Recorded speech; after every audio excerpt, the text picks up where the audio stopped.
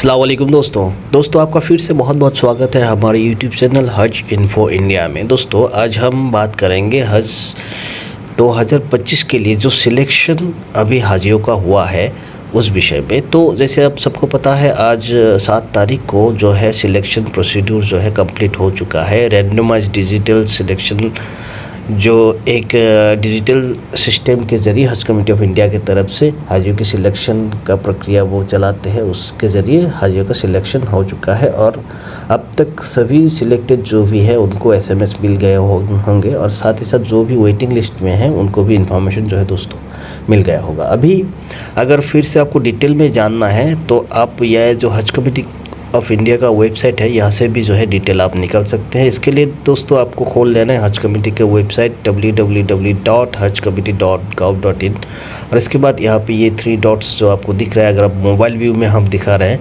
तो यहाँ पे जाएंगे तो इसके बाद आपको जाना है हज 2025 का ये जो बटन है, आपको यहाँ पे जाना है। स्टेप पे जाने के बाद दोस्तों यहाँ पे क्लिक करेंगे तो नीचे आप देख सकते हैं न्यू डाउनलोड्स।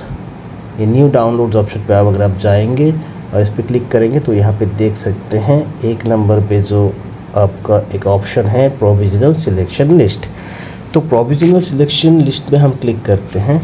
करने के बाद ये जो है आपका रीडायरेक्ट करा के इस पेज पे आपको लेके आएगा और यहाँ देख सकते हैं हर एक स्टेट का जो सिलेक्टेड लिस्ट है, यहाँ पे प्रोविजनल सिलेक्शन लिस्ट है। जैसे पहले अंडमान एंड निकोबार, इस तरह से सारे स्टेट का जो है यहाँ पे सिलेक्शन लिस्ट आपको मिल जाएगा। आप ये पीडीएफ फाइल में है, इसको यहाँ से डाउनलोड करके जो है आपका स्टेटस देख सकते हैं। इस लिस्ट में अगर आपका नाम है तो आप हज 2025 के लिए सिलेक्टेड है।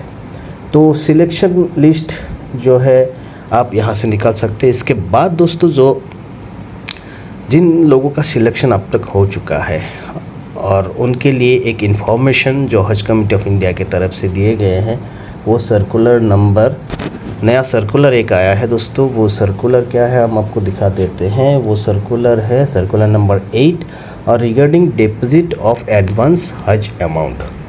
तो जिन लोगों का सिलेक्शन हो चुका है, सिलेक्शन यानी कि अभी फ़िलहाल प्रोविजनली सिलेक्टेड है, उनको क्या करना है, अभी एडवांस हज अमाउंट जमा करना है। और उसी मसले पे दोस्तों ये सर्कुलर जारी हुआ है और इसमें क्या कुछ डिटेल्स है वो हम एक बार देख लेते हैं। तो हमने ये जो सर्कुलर है इसको हम डाउनलोड कर लिए हैं।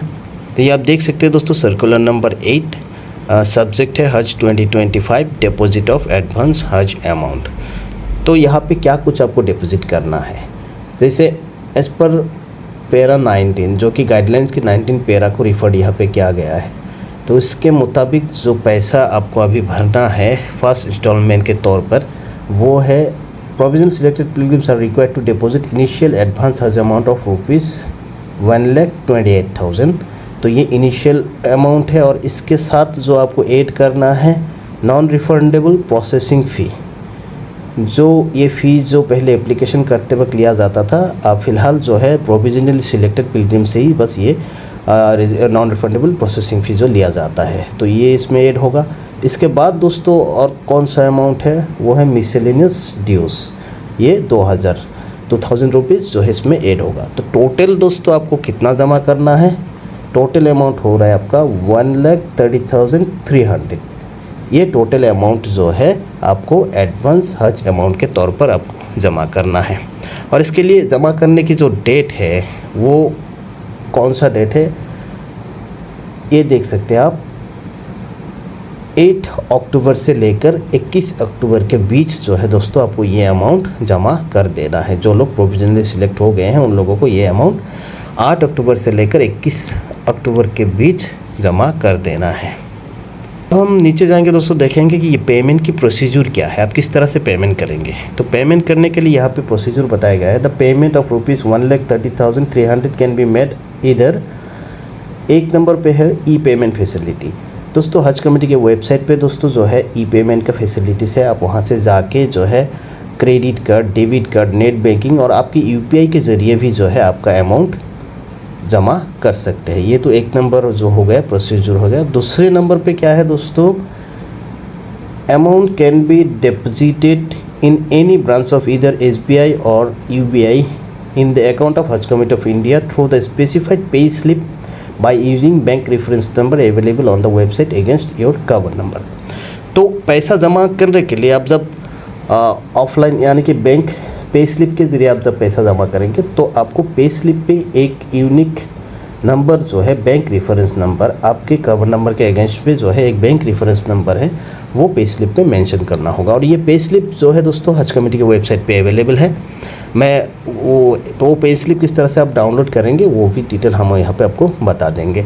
तो फिलहाल आप जान लीजिए कि आपको अगर बैंक के ज़रिए आप डिपॉजिट करते हैं SBI या UBI के ज़रिए तो उसके लिए एक स्पेसिफिक पे स्लिप जो कि हज कमेटी के वेबसाइट पे अवेलेबल है, और उसमें एक बैंक रेफरेंस नंबर जो ये कहाँ पे मिलेगा, आपका जो सिलेक्शन हुआ है सिलेक्शन लिस्ट में प्रोविजनली सिलेक्टेड लिस्ट जो हज कमेटी के वेबसाइट पे इसी वेबसाइट पे अवेलेबल है उसके अगेंस्ट में आपका बैंक रेफरेंस भी लिखा हुआ रहेगा। या फिर आप जो हज कमेटी की इंक्वायरी सेक्शन है वहाँ पे भी जाएंगे तो वहाँ से भी जो है कवर नंबर डाल के आप आपका बैंक रेफरेंस नंबर निकाल पाएंगे। तो किस तरह से बैंक रेफरेंस नंबर और आपकी एप्लीकेशन स्टेटस देख पाएंगे उसके बारे में भी एक वीडियो हम जल्दी निकालेंगे, तो उसके ज़रिए आप जो है जान सकते हैं किस तरह से आपको ये चीज़ें मिलेंगे। 3 नंबर पॉइंट पे क्या बताया जा रहा है, other instalment will be decided taking into considerations the finalisation of air fare amount and Saudi expenses. तो जो भी बाकी का अमाउंट रहेगा, जैसे कि लास्ट टाइम जो है 3 इंस्टॉलमेंट पे पैसा भरना होता था, जो first instalment, second instalment, third instalment के तौर पे पैसा भरना पड़ता था। तो फिलहाल सेकंड इंस्टॉलमेंट जो है वो अभी तक डिसाइड नहीं हुआ है। वो डिसाइड कब होंगे, जब एयर फेयर जो एयर टेंडर हो जाएगा उसके बाद कौन कितना फेयर, कौन से एम्बार्केशन पॉइंट के लिए कितना फेयर आता है और सऊदी में कौन कौन से एक्सपेंसेस होंगे, कितने एक्सपेंसेस होंगे, वो पूरा डिटेल जब आ जाएगा तभी जो है अगले जितने भी अमाउंट आपको भरना है वो इन्फॉर्मेशन आपको दिया जाएगा।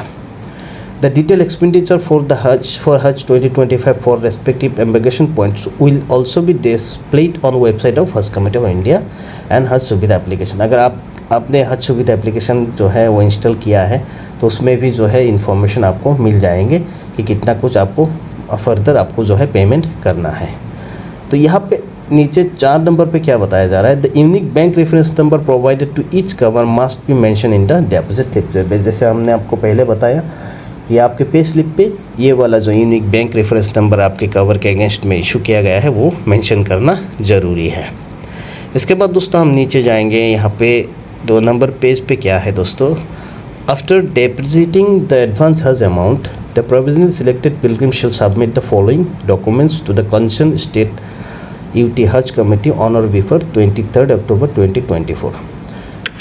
तो अब आपने पैसा जमा कर दिया, पैसा जमा करने के बाद आपको जो है कुछ जो भी डॉक्यूमेंट्स है, क्या क्या डॉक्यूमेंट्स आपको जो है आपके जो कंसर्न स्टेट हज कमेटी है आपके खुद की, तो उस स्टेट हज कमेटी के में 23 अक्टूबर से पहले आपको जो है ये नीचे जो जितने भी डॉक्यूमेंट्स दिए गए हैं वो सबमिट करना है। तो उसमें क्या है, पहला जो ऑप्शन है वो है हज एप्लीकेशन फॉर्म, सॉलम डिक्लेरेशंस।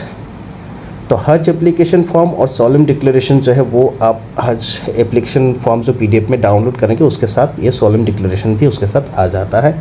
इसके बाद copy of pay slip, online slip, जो पैसे आपने भरे हैं, अगर आप बैंक में भरे हैं तो बैंक का जो पे स्लिप है वो आपको डालना है, वो आपको सबमिट करना है या फिर अगर आपने ऑनलाइन पेमेंट किया है तो ऑनलाइन पेमेंट करने के बाद एक रिसिप्ट जनरेट होता है, वो रिसिप्ट जो है आपको जमा कर देना है। और ये चौथे नंबर पे दोस्तों आता है medical screening and fitness certificate as per format available on the website Hajj committee of India. तो चौथे नंबर पे ये medical screening and fitness certificate जो कि इसी वेबसाइट पे अवेलेबल है वो आपको सबमिट कर देना है। And then self attested copy of international machine readable passport. तो फिलहाल जो है आपको पासपोर्ट सबमिट नहीं करना है, ओरिजिनल पासपोर्ट।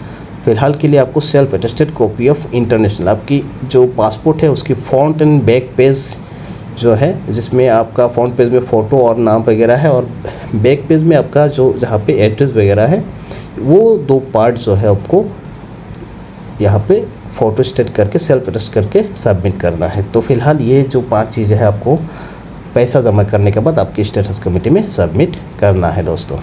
तो इसके बाद यहाँ पे इंफॉर्मेशन और क्या है, it is here were requested that the pilgrims must strictly adhere to the stipulated date for deposit of advance हज amount, submission of documents in the concern state Haj committee, failing which their seat shall be cancel. तो अक्सर क्या होता था, पहले जो है आपको को कंसिडर किया जाता था। अगर कोई एडवांस हज अमाउंट नहीं भरता था तो वो लोग जो है सेकंड इंस्टॉलमेंट के साथ भर सकते थे।